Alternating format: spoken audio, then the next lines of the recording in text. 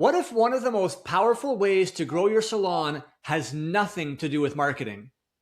Kind of shocking for me to say since we're a digital marketing agency.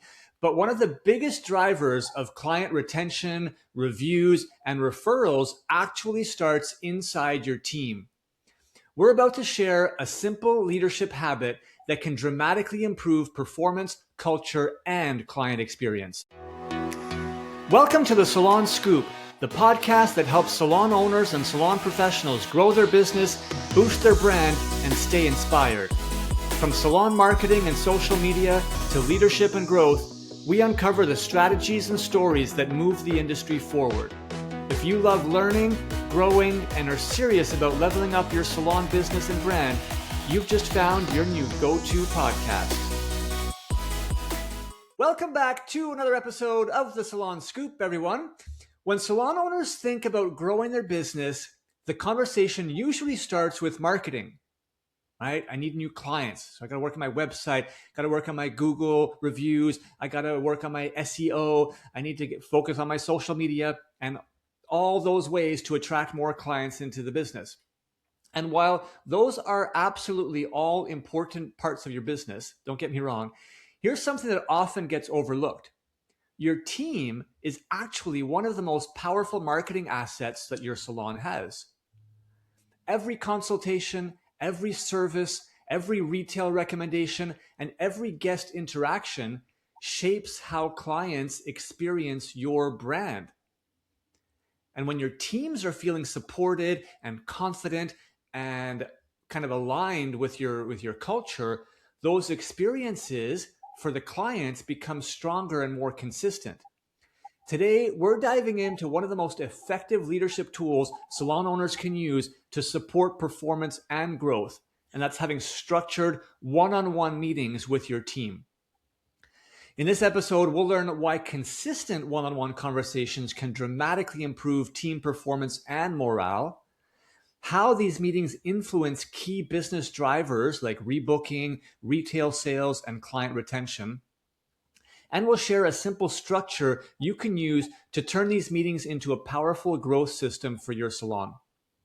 Because again, sometimes the biggest growth opportunity in your business isn't outside your salon. It's sitting in the chair right next to you.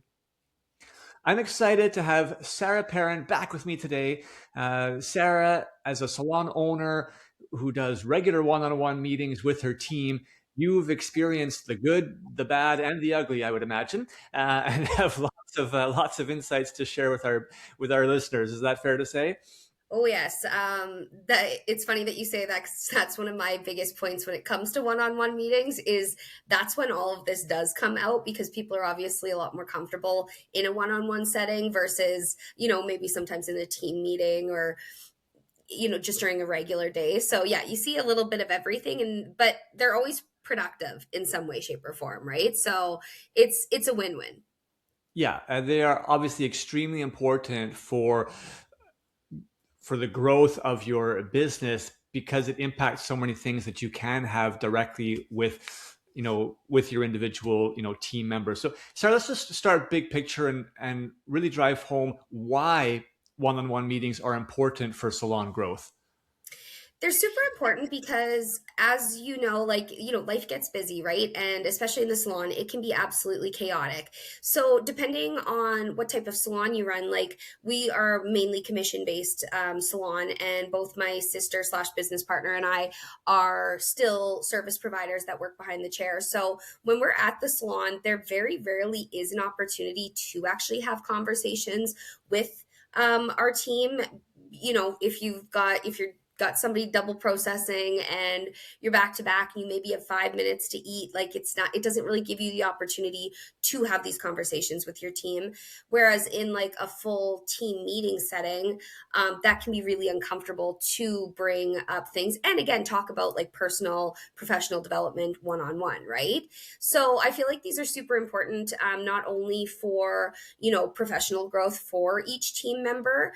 In our meetings, we talk about, KPIs like you were talking about and goals and what type of support is needed and everything like that. But also it's a really great place to be able to, again, kind of air grievances or talk about, some conflicts that have been going on, or again, if there's any issues, it's way more comfortable for both you as the owner and for the employer to talk about it in a more private setting as opposed to, on a main stage in front of everybody. So, for so many different reasons, they're important. But yeah, for both, professional and personal development, I suppose, is super important. Yeah, I think that's a big part of it. It's not just about going and reviewing the numbers and just talking about, task oriented stuff, having that, professional development, personal development, having the opportunity to sort of like just check in on things. Otherwise, they go untalked about and they just kind of simmer in the past. It's no different than any personal relationship that you might have with a significant other, a good friend, even a family member. If you don't do kind of a regular check-in, things can kind of bubble, in the background, and it eventually is never good if it doesn't get dealt with. So having that consistency of these meetings and those touch points is important, and we're not just talking about business quickly all the time. Sarah, what should be discussed during these salon one-on-one meetings for people out there who are not doing it or who aren't doing it regularly or have been trying? Like, what would you say are some of the important topics that actually get discussed to be So effective? we usually start, we try to keep it to a pretty tight structure just because we usually do them about once a month with our team. And, once you have a team of 10 plus members, like it does end up eating up a lot of time and you want them to be as productive as possible. So we usually try to keep them within that half an hour range, and we do keep it pretty structured. So we usually start off with just like, we like to start off any meeting with just like, how are you feeling today? It doesn't have to be professionally, it doesn't have to be anything. You know what, I'm tired today, or I'm feeling really good today. I had a good sleep, I had a good workout this morning, whatever it is. But we like to start off with that just to start on a good note. And then we typically dive into what the goals last, like the previous month at the last meeting were, what those numbers were, and then where they actually hit with those. So we mark on different things like, client retention, rebook percentage, retail to service, again, service goals, all of these different things. So let's say they were like, I had a goal last month of $6,000 and I was at $5,900. It's like, yeah, that's amazing. Like, what did you do that works that month? And what did you do? What could you have done better? And where do you maybe you need more support moving forward? So it's pretty much reviewing the goals, where we actually landed, and then setting goals for the next month. After we have those kind of like numbers in place, then we like to talk about, again, like I say, like, what worked, what do you feel like you need more support with. My sister is definitely more of the numbers guy in our dynamic duo kind of thing, so she can help break it down like, oh, this is your goal, this means you need to do x amount of dollars per shift and x amount of dollars per, in retail. And then I'll sit down with them and be like, what's your social game plan? And I'll usually put a challenge into place, like, okay, so you're looking to get X amount of new clients. Why don't we do, this strategy where you're posting about this, or you reach out to this many people, or whatever it might be. And then I can help them again, like come up with some different content ideas, everything like that. But I do like to put some type of goal in place. My sister and I have definitely figured out that, especially just with like the newer generation of stylists, they are very, what's the word I'm looking for? There has to be like consequences in place, or accountability in place, Yeah, right? yeah. So we'll say something like, and sometimes it's kind of goofy, like it doesn't have to be anything crazy. I'm like, if you don't post 3 times on social every week for the next month, you have to buy me Starbucks every day. They're like, well, that's going to be $250. I'm like, it's very easy to not have to do that if you post 3 times a week. Or Laurel is big on, like, we have a few people who have kind of specialized more in, blonding and women's cuts and things. They don't really love, necessarily barbering. And it's like, okay, if you don't hit your goals, you have to take a barbering class and start taking on men's clients. And it's like, no. So once you have, and again, it's not this like, laying down the book or anything like that, but it kind of makes it like funny. And it also puts that fire under them to be like, okay, I really don't want to do this. So it's kind of this like radical accountability. So that's definitely another part of it. And then we always like to finish off with like, again, we don't like to just talk about the negatives. We like to talk about wins, but also we end everything with like, are there any grievances you need to air? Is there anything that you're dealing with another, with a client or with a coworker or anything like that that we can support you with. We're not about just, coming and tattling and, mom and dad will fix everything for you kind of thing, but just helping them find solutions so that they can, work together and kind of solve these issues on their own. So we've got lots of different systems in place with that. Like we have a specific conflict resolution form. So it's like, okay, if this is the issue that you're dealing with, let's fill out these, different questions and come up with the answers so that they can kind of resolve it before they even have the conflict or the confrontation, right? Yeah. So yeah, it kind of touches on multiple different points, like, but definitely, start it. It's more professional heavy. Like, what are we wanting to do goal wise? How much money are you wanting to make? Yada, yada, yada. And then we do like to, again, tie in some of that personal as well, because they are so intertwined, especially in the industry that we work in. So just doing kind of a temperature check, making sure that they're doing okay. And if there's anything we can do to support and make the environment, the work environment better, then we will do that how we can too. Love that. Just a quick follow-up question on the numbers aspect. You mentioned you kind of review what their goal was for the month and what the results were. Who's responsible for having that information at the meeting? They are. This is another thing. Again, we're talking about accountability, kind of more radical accountability.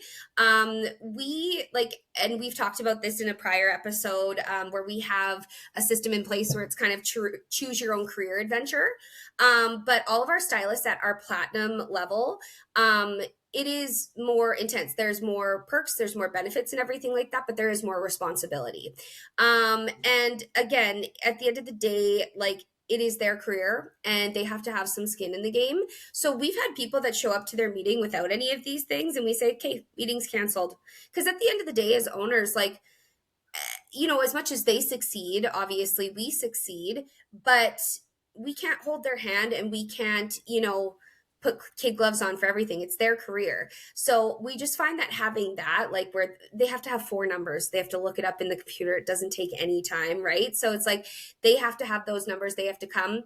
We also do have those numbers as well, kind of thing, just to, cross compare. But it is their responsibility to bring that to the table because they're getting a one-on-one essentially coaching, like a they're getting paid to be coached, you know what I mean? So Yeah. it just kind of, again, helps to keep that accountability and they've just got some skin in the game with it as well. Yeah, they have to take some ownership of the process, and if they truly want to be coached and to get better, then yeah, it's like if you were coming to whatever you were being coached on in any situation, you're going to come with your stuff and you're going to say, hey, here's what I've got, here's what I've done. Now help me. Yep. But you can't just show up and you have nothing and say help me. It's Yeah. like help you with what, Yeah, right? So exactly. you kind of have to start somewhere. I'm going to throw in terms of the stuff that's talked about. It may not happen in all meetings, depending on sort of the focus. But Sarah, you talked about how you give some advice from the how to help them market themselves, some social media strategy, referral programs. I think having these meetings sometimes can be an opportunity to just remind people on some of those areas, from a marketing standpoint of how it can help them achieve their goals, whether it is, getting clients to follow on Instagram. That's always a constant challenge, let's say.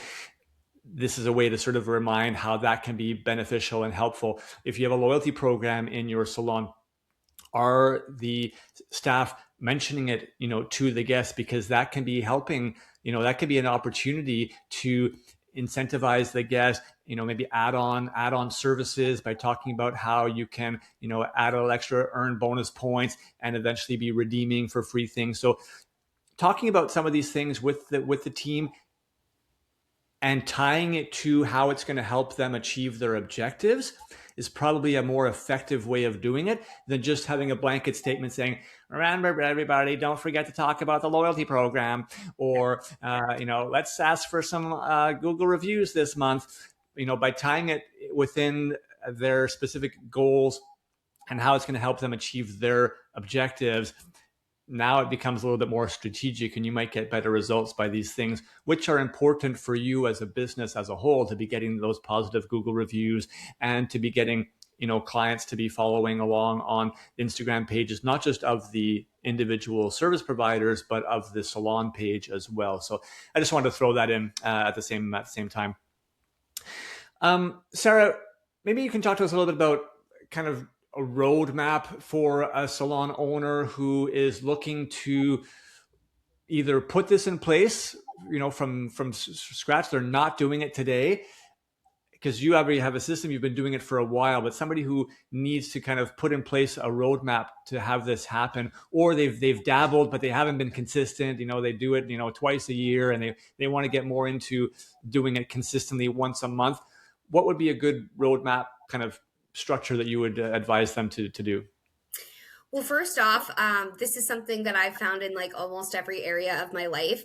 I have to book things as far as possible in advance because otherwise things get busy. So, before the new year starts, we go through and we book out every single team meeting January through December of that following year. And then same thing for the PDMs. Obviously, sometimes things come up and you need to switch them, but I think that that's one of the biggest issues when it comes to consistency is it's like when we have time, we'll do this or whatever. No, you make the time for it right from the get-go, and then you have it set in stone, right? So that's a really big one. And then the second thing I would do is, again, create a blueprint for how each meeting should look. It's not always going to look like that, but at least if you have, okay, we open with this and then we go right into goal setting and then we go into this and blah, blah, blah. Like if you have that kind of system set up to kind almost like a script for you, right? And obviously you're going to go off of script sometime, but again, I would start off with what went well, what needs improved on kind of thing, goal setting, everything like that, and then kind of getting into like, do you need any assistance with anything? Again, we keep our meetings to just half an hour, so they do go by pretty quickly, so you want to make sure that there's not too much going off topic and everything like that. So create like a really structured game plan for what every single meeting looks like, and then also communicating these expectations for your team members to come into their meeting with, right? So I would say that's another beneficial thing too. And yeah, just like I think one of the other biggest things when it comes to one-on-ones is just having that open line of communication. So really hitting home with your team that this is a safe space and this is the opportunity that they have to bring up whatever issues that they have, because really if there's an issue in any area of your business, there's an issue in every area of your business. And I think that that is something that's important for salon owners to realize, because we're so stuck in, the big picture things. So like your payroll and rents due and all of these different things. But if your team members are having issues, even if it's something as simple as, shampoo's not being replenished at the right time, or there's never enough towels, or the hot water isn't heating up quick enough, it feels minuscule to you because you've got such big problems, but that is a big problem for them. So I feel like these one-on-one meetings are just like an excellent opportunity for them to be able to communicate that with you so that you are able to fix it. Because when there is that breakdown in communication, those little things pile up for them, and then that can lead to, good employees leaving or whatever it might be. So yeah, I just think, like, again, pre-scheduling them, having a really solid game plan, and making sure that you're hitting home with each person that it is a safe space and that the communication is completely open. That's kind of a good basic starting point for putting one-on-one meetings into motion. Perfect. How far in advance do you have them scheduled out in the calendar? Usually about a year. So we usually do A the entire year. yeah, we usually do the entire year. Obviously, we like to adjust things like on a quarterly basis. And luckily, we're in a position where we have two owners and one management staff as well too. So let's say for example, like my sister travels a lot for, her education jobs and everything like that, so she might be gone, so then I can take on the one-on-one meetings. And then if I'm away for some reason or another, then we've got our salon coordinator that can run them. So again, it's sometimes adjusted on a quarterly basis, but we do like to have it in the books about that year in advance so that people can work around it and they can be like, ooh, I'm planning on going on vacation in August. I'm probably going to have to swap that. Perfect. It's not a last minute thing. We're not just throwing it on the books. So yeah, we're big fans of like having those kind of set in stone. And then worst case scenario, if you need to move it, then at least there's a little bit more flexibility and understanding, as opposed to, last minute changes or, you know, last minute whatever. Plus, Yeah. all of the team members know exactly, okay, my meeting is always on the 16th of the month. I have to have my information, like my goals and everything like that. I have to have that by that time. So there's no surprises. It helps to create routine. But I think more importantly, when you have something in the schedule that far in advance, like month after month after month, it shows how much of a priority this is and how important it is. You're not just be like, oh yeah, you know what, like let's set up a one-on-one meeting to check in next week. No, this is an official thing that we're doing. And I think showing the priority is very important. I want to come back and finish on just the maybe the feeling of the employees. You talked about creating that safe space for them to talk and feel open. How do you do that? Because a lot of employees might feel intimidated, right? This is like my private meeting, with the boss, and like I it could be a little bit anxious. I'm going to the penalty box, and I'm going to be told that I'm going in there, and my numbers are not good. Like, how do you create a safe space for it to truly be a productive conversation where the employees feel good about coming in and sharing and having these conversations? That's a tough one because I feel like it's probably going to vary so much from person to person and personality to personality.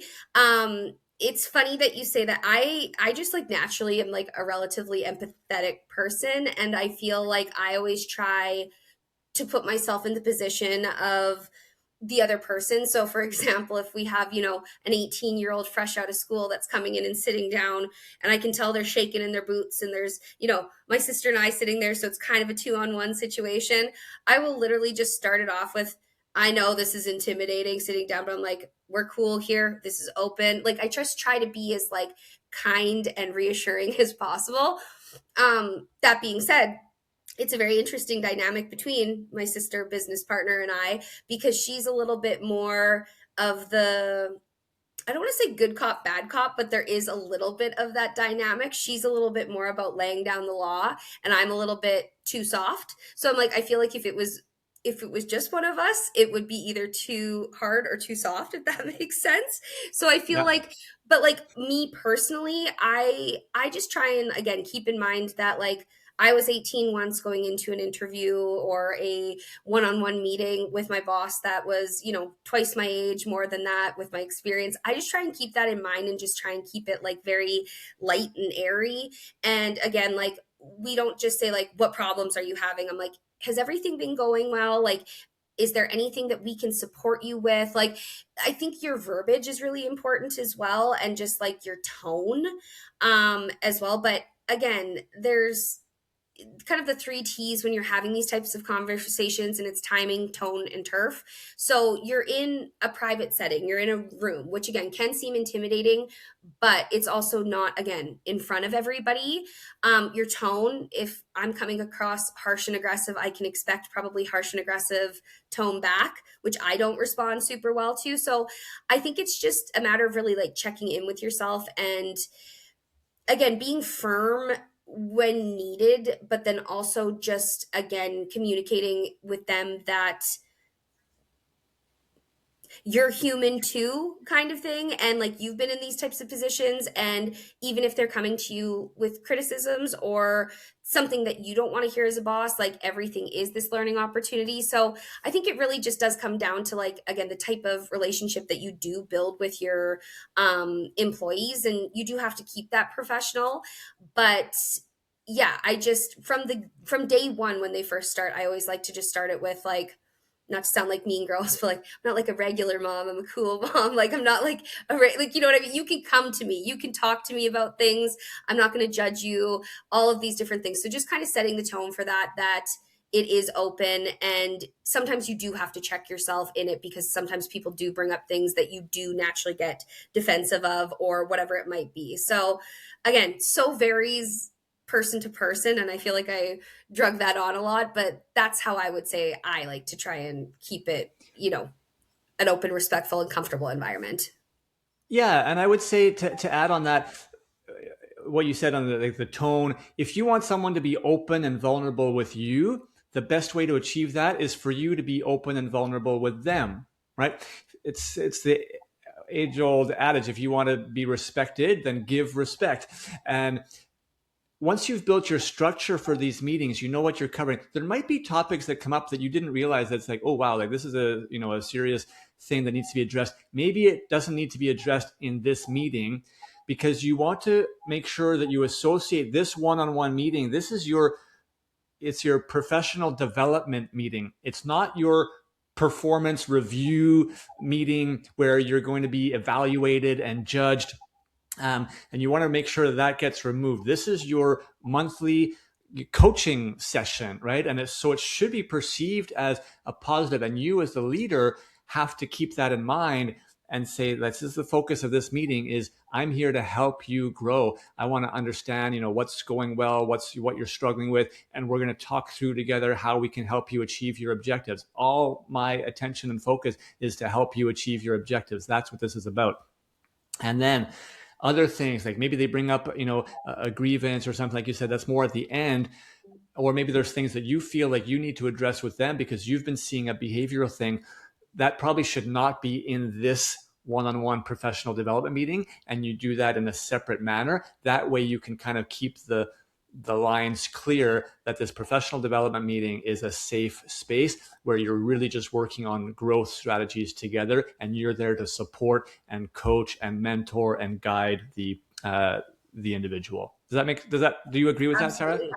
Absolutely. I'm like, as much as like, again, like with we do absolutely in these one-on-one situations, if there is, if they're having an issue that they need to bring to us or that we need to bring to them, it can be something where that gets brought up and then maybe a further meeting needs to happen or whatever it is. But again, like you said, I think that celebrating the wins is so much more important in these different, like in these situations, and that in and of itself, they're not coming in being like, what am I in trouble about today, so that in and of itself, when they know that like I'm just coming in, and anything that I take, if there is any critical feedback or anything like that, it's just to help me grow professionally. So I think just again really driving in that narrative, and yeah, they know it's not like, oh gosh, there's just a random meeting on my books and I'm probably in shit about something, right? So it's just like, this is just our standard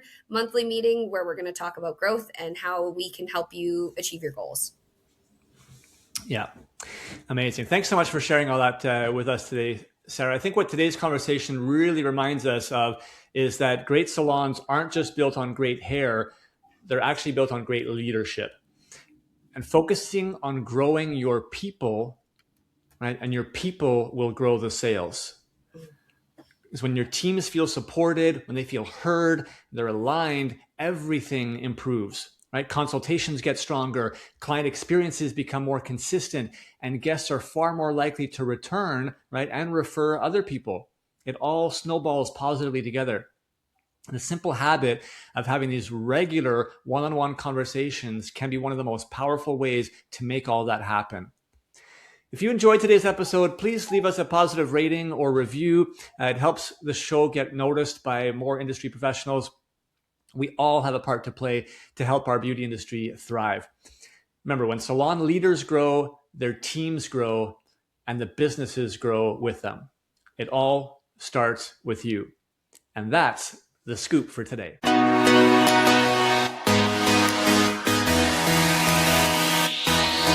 Thank you so much for listening to the Salon Scoop podcast. This show is produced by Salon S.O.S, a digital marketing agency by industry professionals for industry professionals.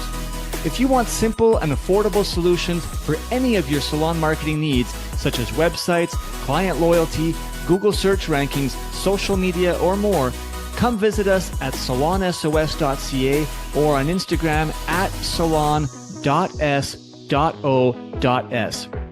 If you want to hear more episodes like this and help us continue to bring the industry great content, it would mean so much to us if you would support us in one of the following ways. Either share this episode with one other industry professional and rate the show on Spotify or write us a quick review on Apple Music. We want to hear your feedback. If you have follow-up questions or ideas for future episodes, please reach out. DM us on Instagram at salonus.s.o.s or hit us up on our website again at salonsos.ca. Again, thanks so much for listening. Now go get your hustle on, keep smiling, and we'll catch you on our next episode.